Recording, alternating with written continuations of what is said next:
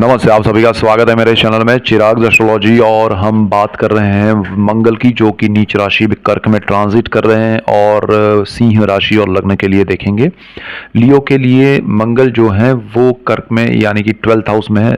Leo moon sign and ascendant उनके राशि से 12वें भाव में, जहाँ 4 नंबर लिखा है, आपका 5 नंबर है, 4 नंबर जहाँ लिखा है कुंडली में, वहाँ पर मंगल अभी ट्रांजिट कर रहे हैं। वो उनकी नीच राशि कर्क है और ये बहुत इंपॉर्टेंट है आपके लिए। और ट्रांजिट उन्होंने कर लिया है 20 अक्टूबर को और काफ़ी समय तक वो रहने वाले हैं यहाँ पर।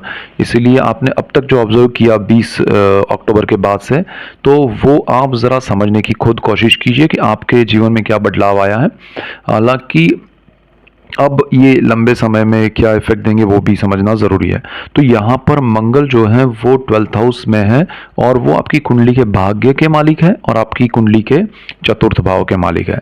तो भाग्य के मालिक होकर वो नीच राशि में बैठे हैं और विदेश, व्यय और मोक्ष के भाव में है। तो आपका 12th हाउस जो है, पहले उसकी बात करें तो वहाँ पर देखिए, जो लोग विदेश में हैं उनके लिए ज़्यादा संभालना चाहिए। लियो मून साइन एंड असेंडेंट वालों को, उनका जो भी काम है वो थोड़ी रुकावटों में आ जाएगा, रुकावट के बाद चलेगा। और कुछ चीज़ों में उनको बहुत अच्छा रहेगा, कुछ चीज़ों में नहीं रहेगा। क्या अच्छा है क्या नहीं है वो हम आगे समझते जाते हैं। लेकिन 12th हाउस को लेके ज़्यादा नेगेटिव रहेगा कि आपका विदेश के जैसे आपका वीज़ा या आपका ग्रीन कार्ड या परमानेंट रेसिडेंसी, उसमें कुछ प्रॉब्लम्स चल रहे हैं तो वो चलेंगे, उसमें हर्डल्स आएंगे, उसमें आपके डॉक्यूमेंट्स क्लियर होने चाहिए, उसमें आपका गुस्सा, आपका जैसे आपको कहा जाए कि भाई हमें ये डॉक्यूमेंट्स दिखाए या ये प्रोसेस कीजिए, और आपने अगर वहाँ पर अपना अग्रेशन दिखाया, गुस्सा दिखाया, तो वो काम आपका स्पॉइल हो सकता है। ये एक एग्जाम्पल था। आपको जो भी काम करें उसमें ऐसा ध्यान रखना है कि ये सारी चीज़ें ना हो, आपके गुस्से की वजह से कोई भी आपका काम बिगड़े नहीं। और आपके अपने कुछ निर्णय हैं, आपके जीवन में कुछ निर्णय हैं, आपके खुद के लिए, परिवार के लिए, काम या किसी भी चीज़ में, तो अग्रेशन को ज़रा कंट्रोल रखिएगा। क्योंकि आपका लग्न जो है सूर्य है, सूर्य अग्रेशन एक तो पावर है, उसमें एनर्जी है। वो तुला राशि में, अपनी नीच राशि में वो ट्रांजिट कर रहा है।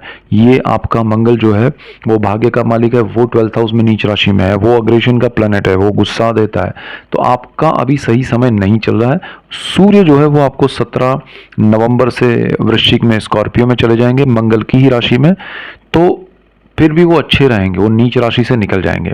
तो आपको, क्योंकि लग्नेश है, आपको मन की शांति मिलेगी और यहाँ पर आप थोड़ा अग्रेशन कम कर पाएंगे। उसके साथ अगर मेडिटेशन करते हैं, प्राणायाम, योगा करते हैं, तो आपके लिए और ज़्यादा मन शांत रखने का जो भी आपको पूजा पाठ या मंत्र सूत्र लगे वो आप कीजिए, आपके लिए अच्छा रहेगा।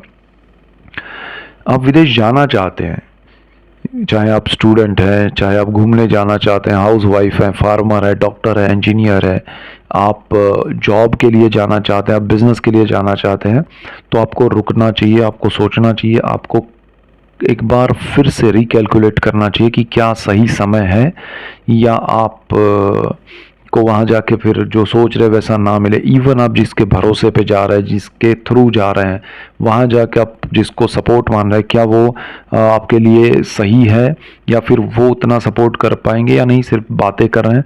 और सारी स्थिति जानने के बाद आप निर्णय ले तो अच्छा है। इवन आप एक कंट्री में है, सपोज आप विदेश ऑलरेडी है और वहाँ से दूसरे मतलब बर्थ प्लेस जो है उस कंट्री में नहीं, बर्थ कंट्री से अलग तीसरी कंट्री में जाना चाहते हैं, तब भी आपको सोचना चाहिए। ठीक है।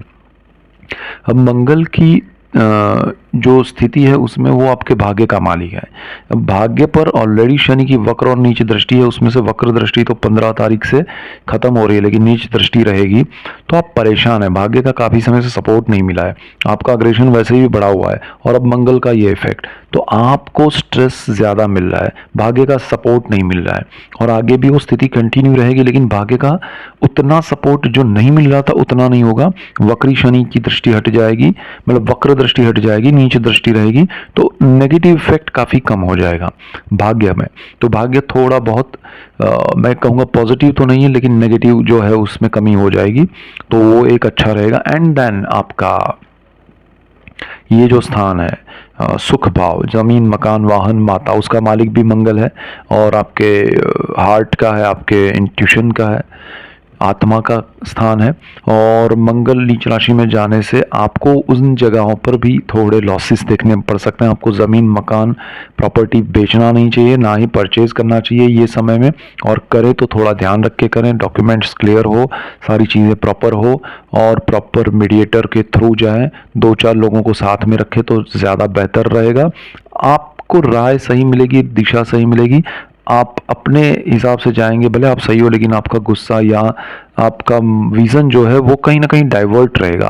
तब बाद में पता चलेगा कि मैंने ऐसी गलती कैसे की, तो वो सोचना नहीं पड़े। इसलिए आप थोड़ा ध्यान रख के अगर पॉसिबल हो तो मत कीजिए, करना ही है तो फिर किसी को साथ रखे, ज़्यादा लोगों को, तो ज़्यादा बेटर रहेगा। और माता से रिलेटेड अगर आपको कोई जैसे कि उनसे आप दूर है तो वो दूरी बनी रहेगी, आपका मिलना पॉसिबल नहीं बनेगा, या फिर माता से आपको दूर जाना पड़ेगा, मातृभूमि से दूर जाना पड़ेगा। हो सकता है आप दूसरे शहर में, दूसरे स्टेट में जाए, तो वो भी पॉसिबल बनेगा, और उसमें आपको दुख होगा, आपको अच्छा नहीं लगेगा, तो वो मन की स्थिति सही नहीं रहेगी। और माता के लिए अगर आप कुछ करना चाहते हैं तो कर नहीं पाएंगे। उनकी हेल्थ को लेके कोई समस्या है तो वो ओपिनियन लेके आगे बढ़िएगा, वो ज़्यादा बेटर रहेगा। सो यहाँ मैं 4th हाउस को लेके ये कहूँगा कि आपको बड़े निर्णय नहीं लेने चाहिए। अब मंगल की दृष्टियों की बात करें तो मंगल एक दृष्टि कर रहा है, जो उसकी चौथी दृष्टि है वो आपकी कुंडली के तीसरे भाव पे पड़ेगी। तीसरा भाव है साहस, पराक्रम का, brother sister, public relation, HR, media और पब्लिक कम्युनिकेशन।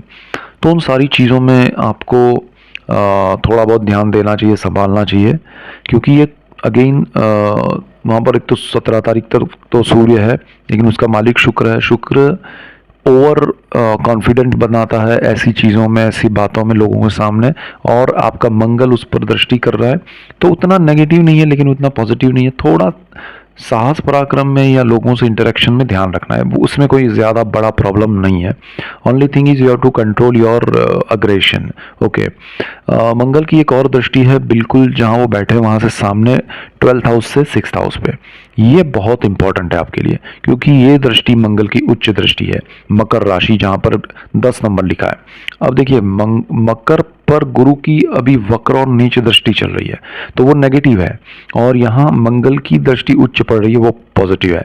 तो आपका जो जॉब में प्रॉब्लम, हर्डल्स चल रहे हैं, या जॉब जाने का सिचुएशन क्रिएट हुआ है, या जॉब में आपको प्रमोशन, इंक्रीमेंट मिलना चाहिए था वो नहीं मिला है, या जॉब ही चला गया है, तो मंगल यहाँ आपको कुछ ना कुछ बेनिफिट देगा, कुछ ना कुछ आपको मौका देगा, कुछ ना कुछ ऐसा ऑब्स्टिकल क्रिएट करेगा कि आपका जॉब जाए नहीं, और गया है तो वापस मिल जाए। तो आपको मैं राय दूंगा कि जो भी फर्स्ट मिले वो ले लीजिएगा, क्योंकि ये मौका बार बार नहीं मिलेगा। दूसरा, यहाँ पर आपको रोग, ऋण, शत्रु भी है यहाँ पर 6ठे भाव में, तो मंगल की वहाँ उच्च दृष्टि है, तो आपके शत्रु आपको पता चल जाएंगे, तो फिर उनसे संभालिएगा, नेगेटिविटी उनसे ना मिले और ज़्यादा लाइफ में आगे, वो ध्यान रखिएगा। रोग में आपको आपके साथ जो लोग हैं उनकी राय लेनी चाहिए, डॉक्टर्स की राय लेनी चाहिए, उसके बाद ही आगे बढ़ना चाहिए, क्योंकि गुरु की वहाँ नीच और वक्र दृष्टि है। और जो लोन या कर्ज लेना चाहते हैं तो व्यय भाव में नीच राशि में मंगल है, लोन कर्ज भले मिल रहा है बट लेना नहीं चाहिए, क्योंकि उस स्थान पे गुरु की वक्र और नीच दृष्टि है। भाग्य पर नीच दृष्टि है आपके शनि की। व्यय भाव में नीच राशि में मंगल बैठा है, और आपका सुख भाव जो है वो सही स्थिति में नहीं है, तो यहाँ आपको लोन, कर्ज कुछ भी नहीं लेना चाहिए किसी भी चीज़ के लिए, तो ये ध्यान रखना है। मंगल की एक और दृष्टि है, 8वीं दृष्टि, जो कि आपकी कुंडली के सप्तम भाव पे पड़ेगी। 7वां जो स्थान है वहाँ पर शनि है, अपने घर में ट्रांजिट में आके बैठे हैं, और वो वक्री से मार्गी भी हो रहे हैं, लेकिन शनि पर ये मंगल की दृष्टि आपके लाइफ पार्टनर और बिजनेस पार्टनर को एक तरह से जागरूक करेगी कि भाई हमें क्या करना चाहिए, क्या नहीं, सही दिशा देने की कोशिश करेगी, लेकिन उनके साथ भी आपका अनबन ना हो। ज़रा देखिए, डिफरेंसेस थॉट लेवल पे हो ठीक है, लेकिन आप उसको ज़्यादा बढ़ाए नहीं। और लाइफ पार्टनर और बिजनेस पार्टनर के साथ नया कुछ जॉइंट वेंचर में करना है तो वो थोड़ा प्लानिंग से, थोड़ा समय लेके, और थोड़ा इन्वेस्टमेंट कम करके करना चाहिए। बाकी कोई प्रॉब्लम नहीं है। उनकी हेल्थ पे ध्यान दीजिएगा, लाइफ पार्टनर की हेल्थ पे आपको ध्यान देना पड़ेगा, थोड़ा हो सकता है उनको कोई पुराना प्रॉब्लम हो हेल्थ से रिलेटेड, वो वापस से शुरू हो सकता है। बिजनेस पार्टनर जो हैं उनकी भी हेल्थ में गड़बड़ हो सकती है। तो ये सारी चीज़ें ध्यान रख के चलिए। और मैं आपको शनि का भी मार्गी का वीडियो दे रहा हूँ, सो वो भी आप देखिए। और ऐसे ही डिटेल्ड वीडियोस मैं आपके लिए लेके आ रहा हूँ, इसीलिए आपको मेरा चैनल चिराग एस्ट्रोलॉजी लाइक करना, शेयर करना, सब्सक्राइब करना है, जिससे आप सबको लाभ, और आप सबको लाभ होगा तो मुझे खुशी होगी। So that's it for today, keep watching Chirag astrology. Thank you for watching, God bless you and goodbye, thank you.